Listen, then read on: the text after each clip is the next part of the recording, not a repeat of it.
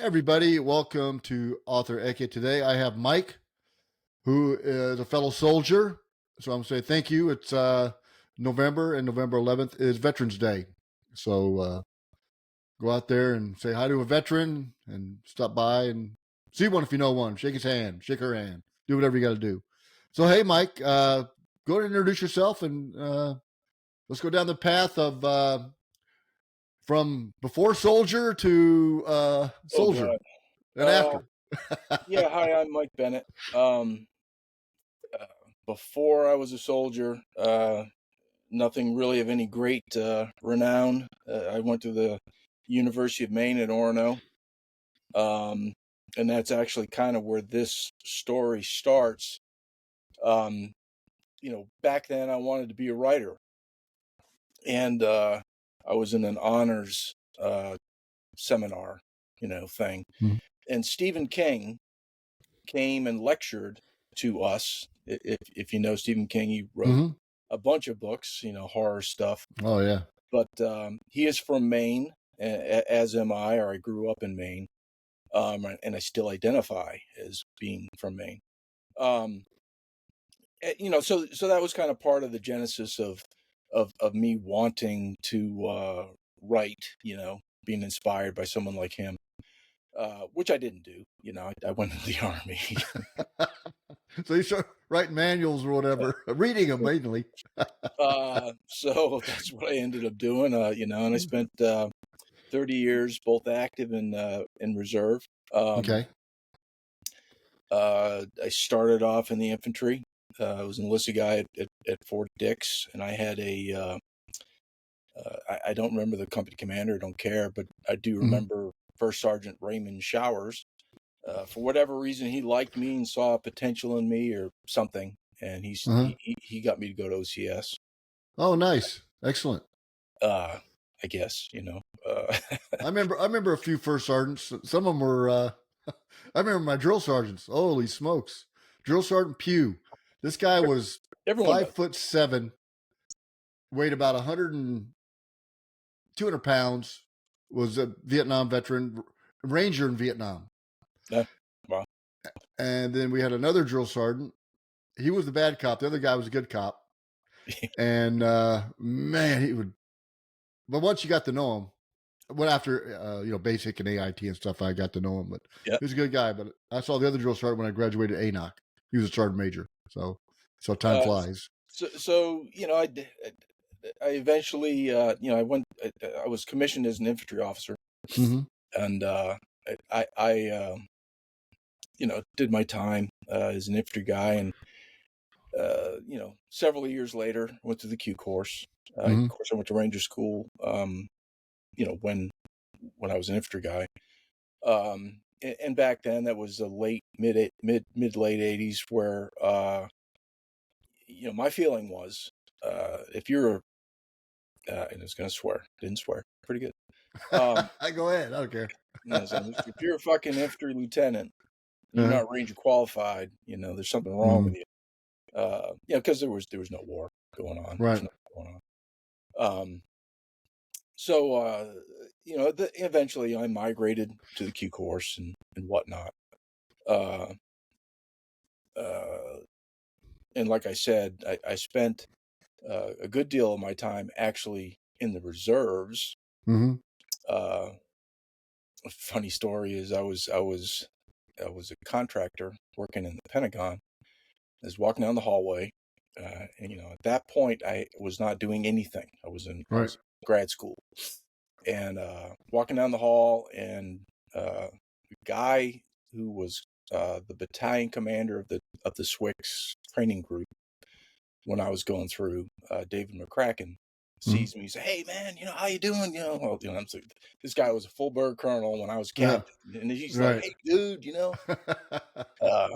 and he says, I know where you need to work. I got a place for you." And he found me a job as a reservist on what was called J3 SOD at the time, Joint Staff, in the J3 in the ops part, Special Operations Division, which once 9/11 kicked off, grew. So it went from a full bird in charge to, I think, a 2-star. eventually.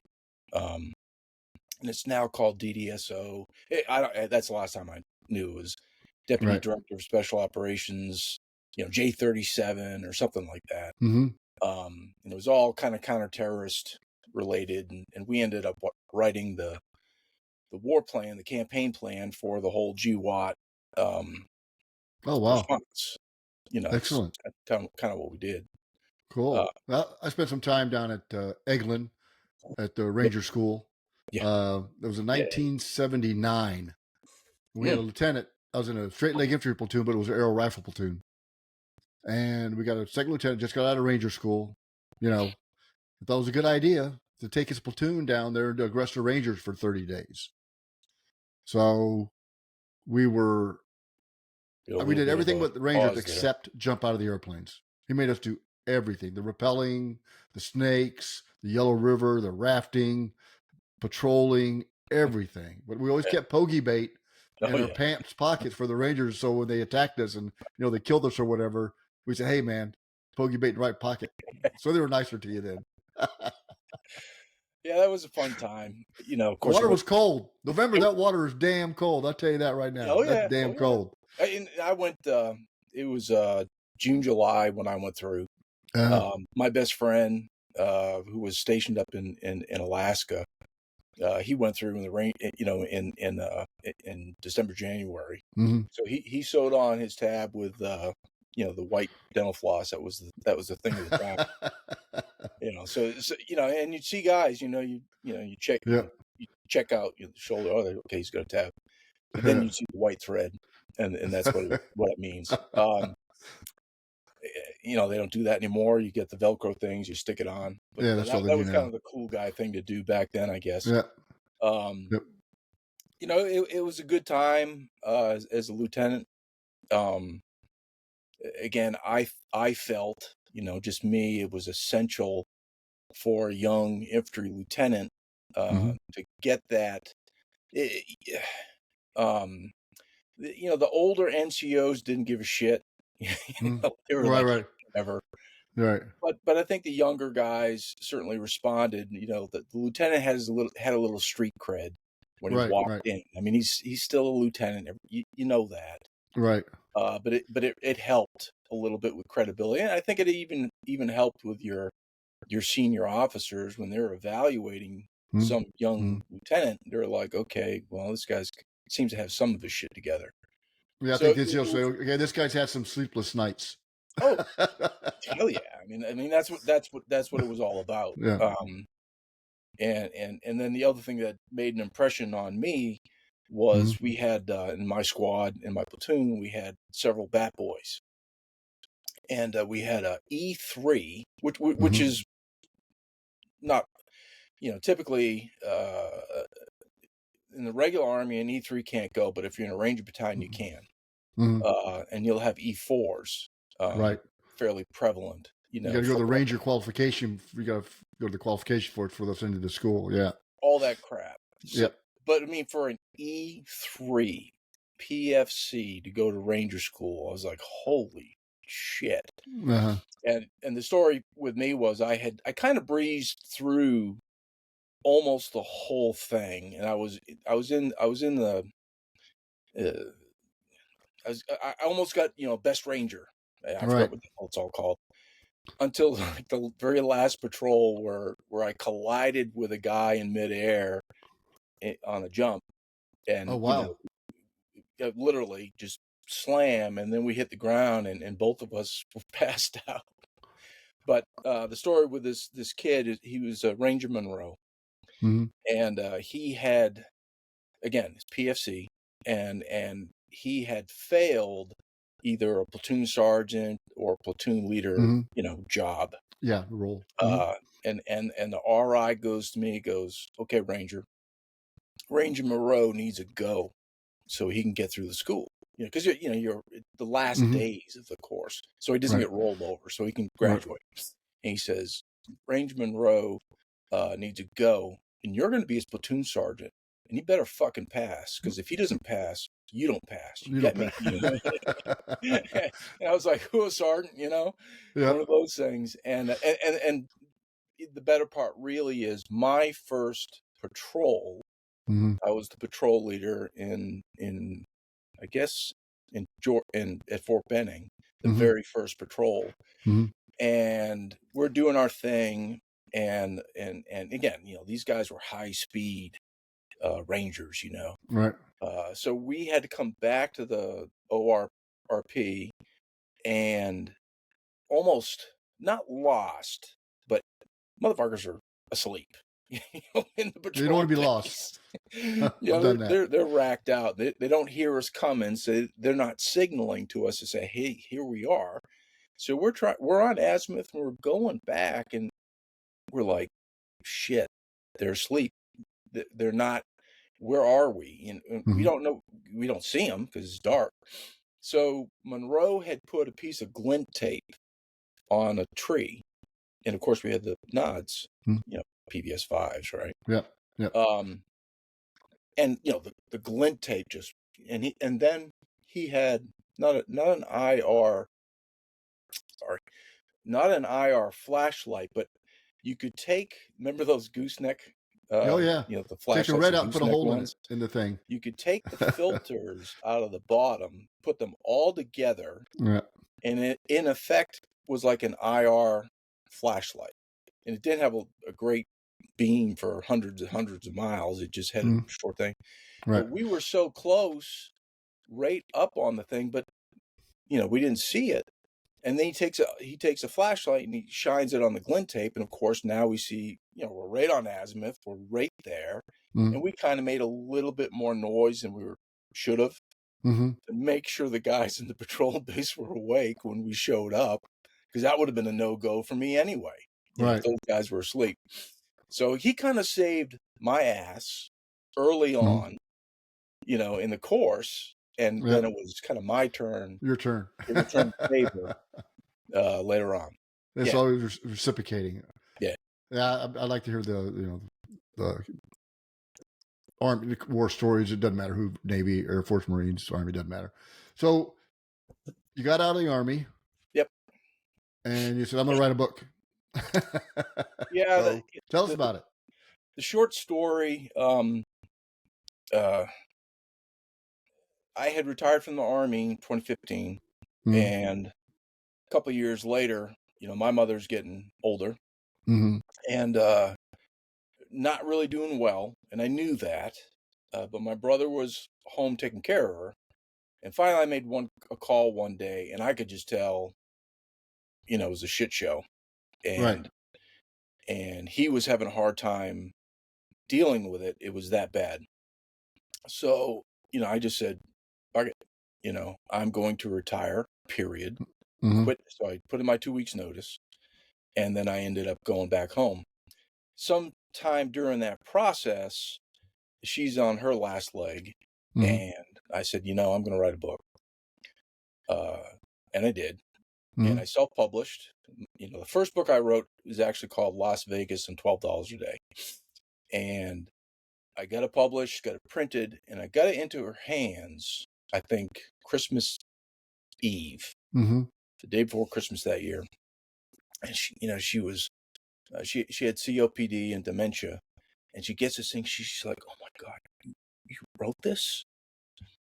And I said, "Yeah, Mom, I wrote it." And she's just all excited, Mom, right? Of course, a mother, very excited. And she died New Year's Eve, 5, 6, 7 days later. Oh wow. But that was the kind of the start.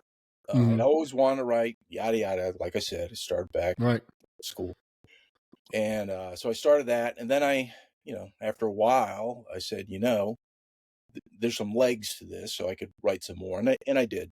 The book that I have currently out, they're all out, but I ended up, going from being self-published to being published through Defiance Press, and they just put it out, as you know, Defiance Press. They just put it out 31 October, so Halloween, excellent. Halloween Day, it hit the streets. It's called Rosehips in June. which kind of comes from a poem that's in there, yada yada. Mm-hmm. Um, and it's about the origin of the main character across the series, known as the Warlock. And the Warlock is a position that was established by the Reagan administration, back in 1980, after the Tehran, Iran crisis, the hostage Mm-hmm. crisis.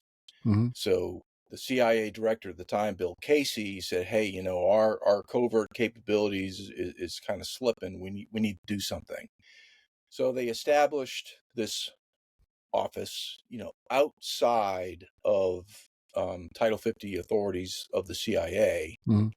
to do really, really dirty, nasty shit. You Mm-hmm. know, so the Warlock thinks up great thoughts, great strategies, and he just hones right into the, a problem set of some sort. And he is unconstrained. He has Mm-hmm. no, he doesn't have the law and oversight by Congress sort of thing. Right. He's completely outside of all that. But he also has access to anything he wants. He gets, if he wants, CIA so-and-so, or he wants, a satellite tasking, Mm-hmm. anything, he just he has this override capability. He just Mm-hmm. gets all the resources he needs. Boom. And he puts that into his plan, and he goes for it. That's the general idea of the series. Mm-hmm. So You there's going to be more establish than one. I've written the one with Okay. Defiance. Um, Right. Self-published, I have 6 others. Oh, I But see. Okay. but what I'll be doing is I'll be modifying those 6 to Mm-hmm. make a follow-up to Rosehips. Okay. So that's Excellent. so they will be based on what I've already written, but I'll be merging stuff Mm-hmm. together and then modifying it. So essentially kind of rewriting all over. Okay. All right. All right. So I've got a head start, if you will. Mm-hmm. And a lot of the people have already read, uh, the books that Mm-hmm. are out there. They certainly will recognize, oh yeah, I've seen that before. Right. But it's going to take significant effort to take book 1, 2, and 3 and kind of merge it together into one, so all the timelines meet and it all makes sense. Yes, that is tough. Yeah, it's gonna Yeah. be kind of a pain, but Yeah. that's my plan. Yeah. My books have a lot of things going on at one time. So it's getting everything lined up where it makes sense. And if you don't have a character for, 40 pages, you got to add them back somewhere and you got to, close all the loops and everything. So yeah, that's definitely something that you have to, really be mindful of Yep. when you're doing all these series and timelines and multiple books and characters and everything. Yep. So Go ahead. No, go ahead, please. What I was going to say, I do kind of have my own process in managing, Okay. that.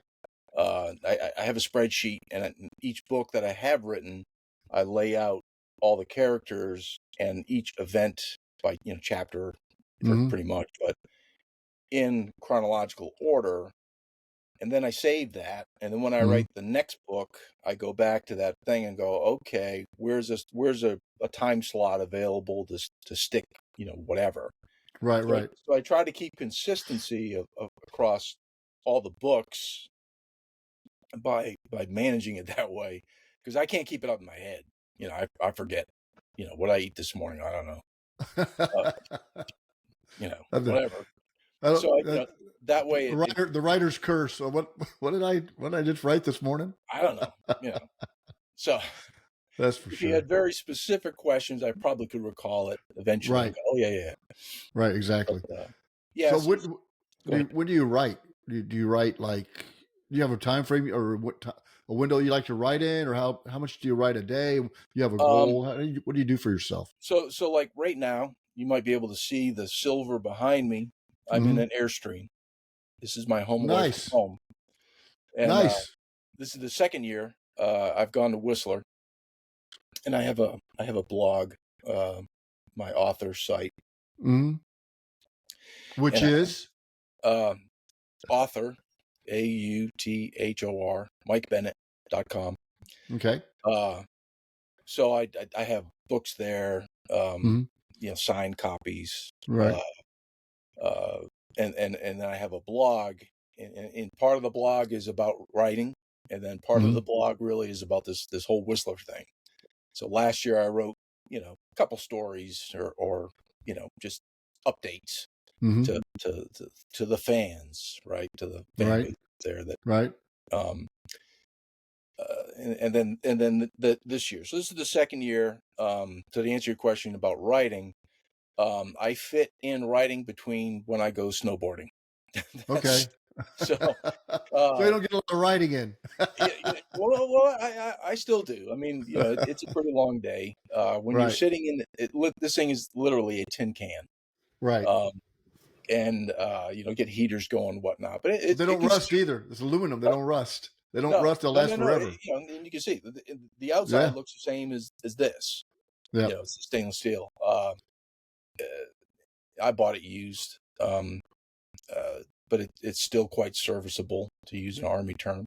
Hmm. Um, but it can be challenging still because it's a tin can, and when you turn the heat off, it really hasn't the insulation. If it's below 20 degrees, it gets cold in here quick.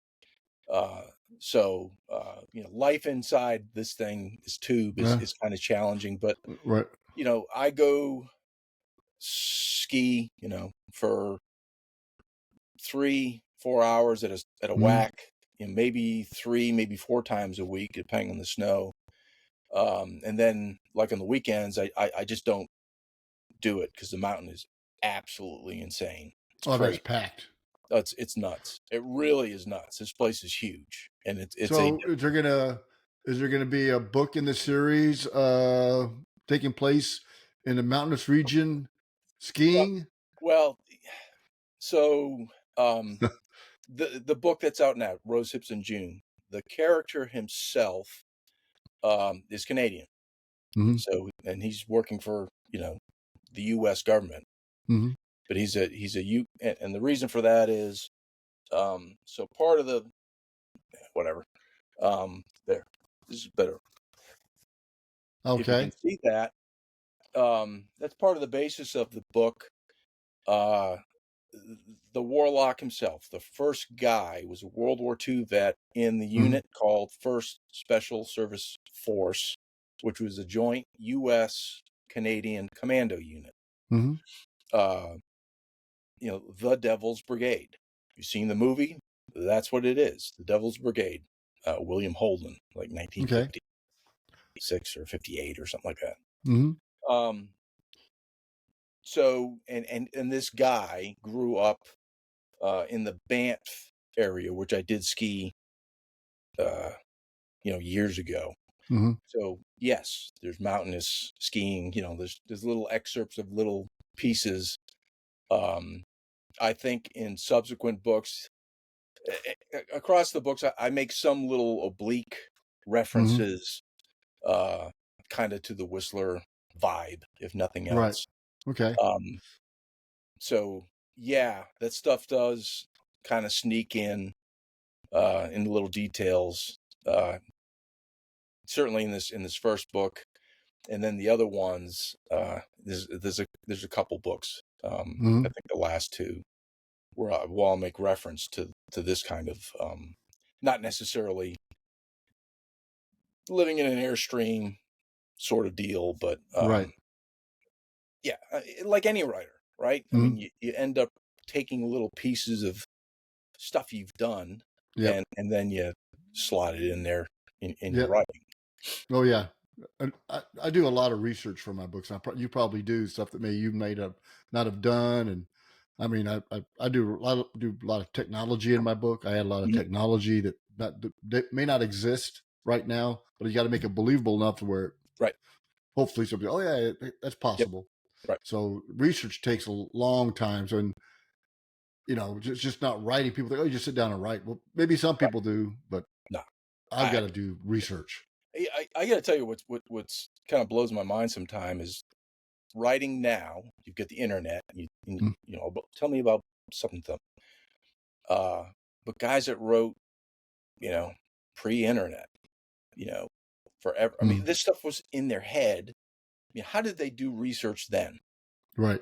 They went to the library and checked out books. Then they typed excerpts from. I have no Or idea. handwritten, Yeah. handwrite it all. I mean, Oh I have my no God. idea. I mean, that blows my mind because Right. you get a guy like, not necessarily technology, but any kind of subject, and they go into this great amount of detail, and you're like, where does this come from? Right. This guy's brain is just chock full of When stuff. when you said a guy typing, I thought of Funny Farm with Chevy Chase, where he's looking out the window, gets the first page, is like, I'm gonna go do fishing or something, and try to That's get enough of your that. creative juices going. Yeah. No, kind of further answer. Once I start writing, after I've done all that research, and I'm the same way. There's a lot of technology, a lot of SIGINT, in the books across time. Mhm. There's there's a lot of research, so there's more time probably in the prep of you might have an idea and you go, okay, I got to chase all these kind of details down for this idea, all that kind of stuff. And again, I go back to my little spreadsheet. There's another tab somewhere. So, how do you market your books? What are you doing from a marketing perspective? That's the hard part for me. That's absolutely the hard part. Obviously a blog sort of thing like this, right? Get out there and verbalize, the books. I'm on Twitter all the time, so I'm putting together little, book things as far as here's a nice little picture, yada yada yada. A lot of my books, again, across this whole timeline of 30 some odd years, this Warlock saga, there would be an event, and I'll give you an example that's in one of the books called The Baltic Chain. If you recall Nord Stream, Nord Stream is the gas pipeline between Russia going to Germany underneath the Baltic Sea, I think. Yeah. And that got blown up a couple of years ago. And that's the piece of history. Then see if you remember. It was kind of the big deal because it was at the very beginning of the Ukraine war, and then all of a sudden the Nord Stream gas pipeline blows up, and everyone's, oh my God, this. So you're talking about the Nord Stream 2 pipeline. How's that play into things? Yeah, all I was getting at is, so that's an actual world event that occurred in 2022.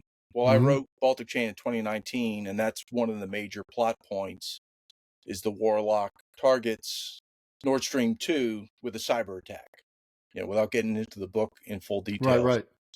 And I think what I was getting at, there's a lot of material out there, just real world events that I track along the series, and I modify perhaps a little bit to fit my plot line. But Right. a lot of events that occur in the books, with a little bit of a twist. Yeah, I'm the same way. I look at world events and say, okay, how could they morph into something, or what could happen? So yeah, a lot of mine I talk about in the first book about there's something going on in the oil fields of Russia, right? But they've known for 25 years, Sure. and we've just uncovered it based on accidental satellite imagery, right? And whole clandestine operation. Then another one is a rare form of cobalt is found in the Congo that allows the Chinese to miniaturize their solar batteries, increase the efficiency of them, charging capability, and they're going to put them in their Type 99 tanks. Yep. And make the paint where they collect the solar. It's a solar collector, so they can run indefinitely. So it's kind of interesting. You seized on that. Also, the last book in my self-published series is called Brine of War. Brine derived from lithium, right? Right. One of the ways you make the extract the lithium to use in the batteries. And the main theme across all the books is America, once you get out of the 80s and 90s, so you've got this book, Rosehips in June, that's out now, and it really is 80s, 90s. Mm-hmm. And you've established the warlock. And then the remainder of this stuff is the warlock kind of looking at American foreign policy and finding it lacking and deficient, and hitting on certain themes that he feels are quite necessary, that are outside of our current, foreign policy. Right. And the main enemies that he's working against: China, Russia, Iran, and Turkey, are the four. Now you can argue there's others. There's North Korea, there's Venezuela, but those are the ones he kind of focuses on. And then really the books are kind of focused. The Baltic chain, talking about Nord Stream, that's all about kind of Russia, and it's all pre-Ukraine war. So the warlock has some special forces guys conducting unconventional warfare, UW, in the Donbass region of Ukraine, in Syria, the seaport in Tartus, which is Russians. So you'll have a book on kind of taking out Russia interests. A book, the Zangezur campaign, is kind of oriented towards Iran. I mean, really targeting them. When Towers Falls is targeting Turkey. And then Boomslang Gambit is specific to China. Okay. And then the warlock kind of looks at all this chaos that he's caused, and it's still not getting the job done. And it because the actual American policymakers are not taking advantage of the opportunities that he's providing. So then you kind of have this last brine of war on lithium. So I have there's a little bit of stuff about the cobalt, in the DRC.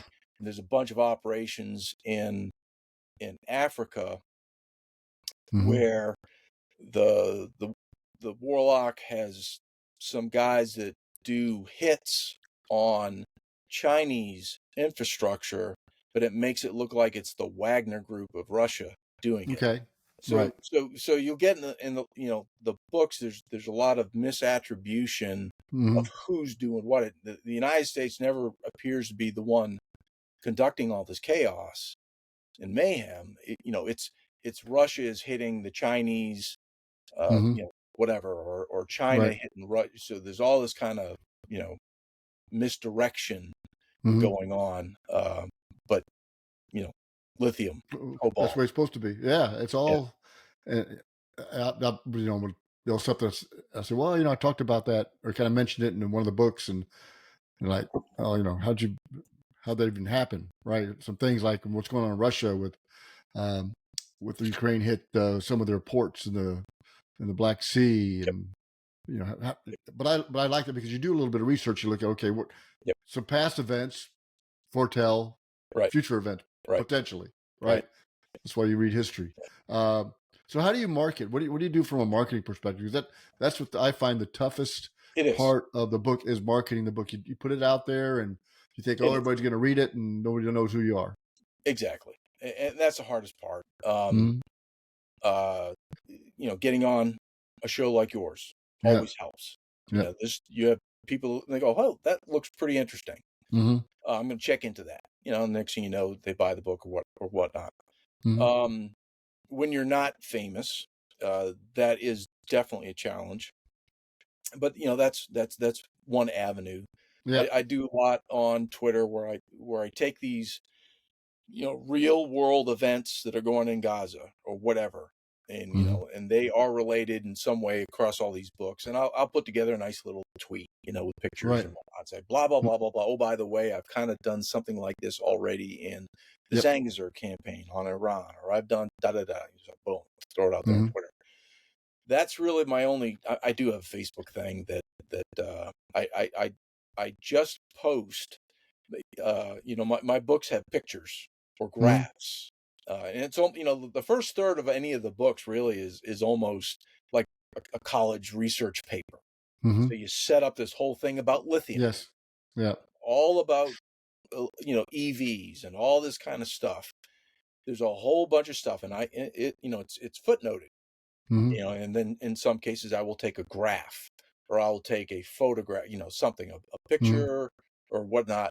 And when you print it, it doesn't really, it's a little tiny thing, and it Yes, of doesn't really course. show what I want. So I will then take all the graphs and pictures and whatnot, and I'll post it on my Facebook page.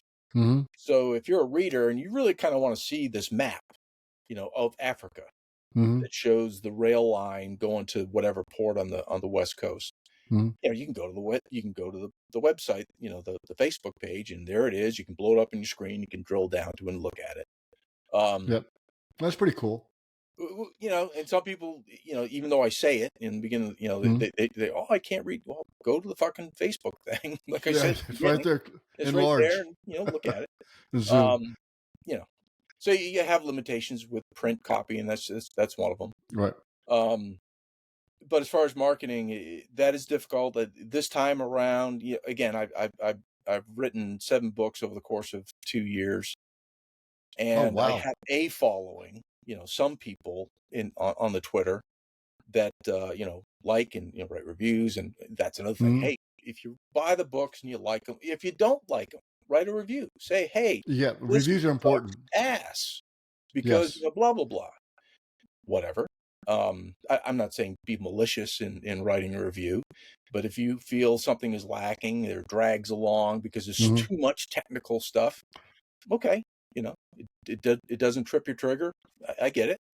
Write that. It's okay. But if Right. you write a 3-star review, have the courtesy to substantiate why you feel. Don't just do the 3-star and walk away, Exactly. which is really kind Yeah. of a bummer. You're like, oh Yeah, man, yeah, definitely the reviews are big, either on Goodreads or Amazon, and Amazon owns Goodreads, yeah, so yeah, it's exactly. all the same, like Yeah, I that. mean that's one thing that's good about Defiance Press. There's a totally different outreach from Mm-hmm. self-publish. It's all Kindle. It's all Amazon. Period. Right, right. Um, so your reach is only so much, and Mm-hmm. there are readers that are like, I won't buy shit from Amazon because Jeff Bezos has too much money. They literally won't Right, buy it from Amazon. right. Yeah. So Defiance Press is putting this Rosehips in June book out, Barnes and Noble and a whole bunch of uh, Mm-hmm. book publishing venues in the UK and whatnot. So it's got a totally different reach, as far as it's not just Amazon, which is good. Right. Um, Yeah, it's good to have other outlets, brick and mortar, yeah, um, internet, audio, all sorts of stuff. and, The more and this formats you have, probably the and more this the reach. audiobooks, I had people inquire about, oh my God, this is great. Very literally, the guy is a truck driver. There was a woman who was a Mm-hmm. truck driver. And having driven across the country with the Airstream behind me, hauling this trailer, I can really appreciate better, what these people do for a living. They're sitting You behind ought a to wrap wheel. that bad boy. You ought to wrap it in your books, and that'd be your mobile Yeah, advertising platform. there you go. But now they're putting out an audio book, right? Oh, good. So a lot of readers have been waiting for readers, listeners now, Mm-hmm. uh, Yep. for the audio format because their lifestyle is such that they don't have time. They have kids, whatever, Mm-hmm. but they have a commute, an hour commute every day, Mm-hmm. and they'll listen to a couple of chapters on the way to work. Um, Yes. so I think the audiobook will be a big thing. And I tell you, the guy that's doing the reading, Mm-hmm. my voice sucks. I couldn't Yeah, do you it. got to get professionals to do that. There's no doubt Yeah, about but that. the guy doing the reading, they sent me, a file for Mm-hmm. several different, Mm-hmm. whatever people to audition, Yep. and there were a couple good ones, and then finally I get to this guy, and I was like, man, this guy is fucking Mm-hmm. right on. He's Right. perfect. He's not too dramatic, you know. Not There too was one guy. dry. There's Yeah. one guy. He's like, I was like, dude. I mean, he was irritating right from the beginning. I was like, come on, man. But this guy, I mean, just hits it just right. I mean, he's reading it.